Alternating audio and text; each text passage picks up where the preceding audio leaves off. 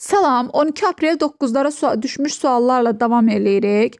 Burada bizdən söz birləşməsi ilə ifadə olunan xitabı istəyir. Söz birləşməsi olması üçün də bilirik ki, hər iki tərəfin leksik mənalı söz olmalıdır. Yəni ən azından iki sözün leksik mənası olmalıdır.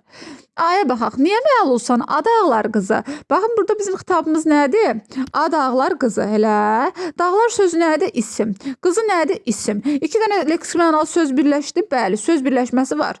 Deməli, cavabımız elə nədir? A bəndidir. Sonra keçdik B-yə. Ay yoldaş, ay yoldaş. Ay yoldaş, əvvəlcə də məlumat vermək lazım idi. Burada bizim xitabımız ay yoldaşdır. Ay da burada nidadır. Burada qaldı cəm cümlətani bir söz. Bu söz birləşməsi deyil. C-yə baxaq. Şairdir, görünür, düz ilqarı var. Şairdir, görünür. Burada sadəcə olaraq görünür ara sözdür. Başqa bir xitab yoxdur. D-yə baxaq. Böyük oğlum, kiçik qızım dərs əlaçısıdırlar. Burada böyük oğluma xitab eləmir ki, uşaqlar. Burada oğlum, qızım sadəcə olaraq həmciz mübtədələrdir. E-yə baxaq. Əzizim, sirdaşım, köməyim sənsən. Burada da yenə də sözlərlə ifadə olunan xitablarımız var. Görürsünüz, arasında da vergül var. Yəni bunlar söz birləşməsi deyil. Sadəcə olaraq sadalanan sözlərlə ifadə olunan xitabımız var.